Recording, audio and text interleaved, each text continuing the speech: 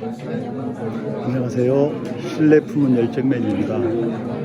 오늘 포스팅은 필요비와 유익비에 대한 내용입니다. 필요비와 유익비는 임대차가 유지되거나 임대차 종료 시에 분쟁이 발생한 일이 종종 있습니다. 좀 더 상세하게 알아두시면 좋겠죠. 앞서 포스팅한 임대인과 임차인의 권리와 의무에 대한 포스팅 내용 중에 비용 상환 청구권의 내용 안에 포함된 단어입니다. 임차인이 임차물을 수선하지 않으면 정상적으로 사용하고 유지하기 어려운 경우 임차인이 보수하게 되는데요. 이때 지출하게 되는 비용을 말합니다. 물론 수선하지 않으면 사용할 수 없는 상태의 경우에는 해당됩니다.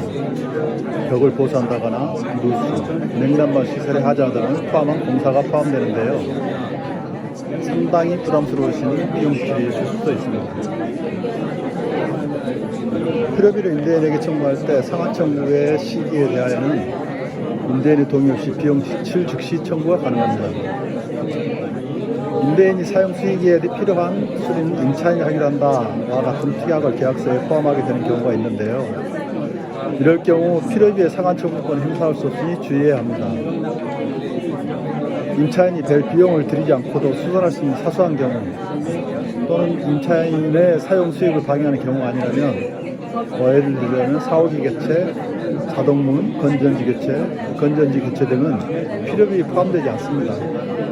그럼 유익비란 무엇일까요? 임차인이 임차물을 사용 수익하면서 임차물의 객관적 가치를 높이기 위해 투입한 비용을 말하는데요.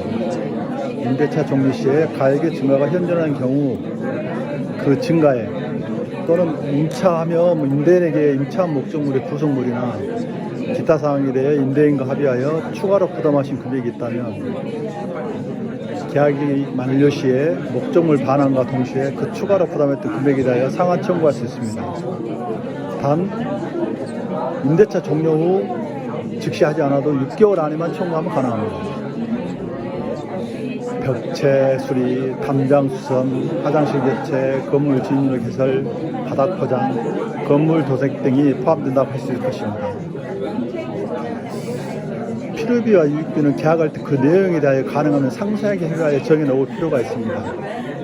냉난방 시설, 누수, 화장실 타일 파손, 수도관 누수나 파손, 보일러 고장이나 교체 등 임대인이 수선 의무가 있는 내용의 하자가 발생하면 보수할 부분을 사진 촬영을 하시거나 비용 견적서, 수리 기한을 정해 임대인에게 수리해 줄 것을 요청하여야 합니다. 이때 내용증으로 보내는 게 좋겠죠.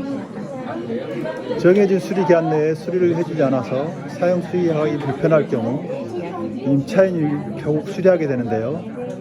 이럴 때는 공사 전과 공사 후의 증거 사진을 반드시 찍어둬야 나중에 비용 상환 청구권 행사할 수 있습니다. 주의할 점은 내용증을 보내거나 사진을 남겨두는 절차를 무시하고 임의로 세입자가 하자 수선을 하다 보면 주택 훼손의 책임을 물어 대로 임대인 손해배상을 청구할 수도 있음에 주의해야 합니다.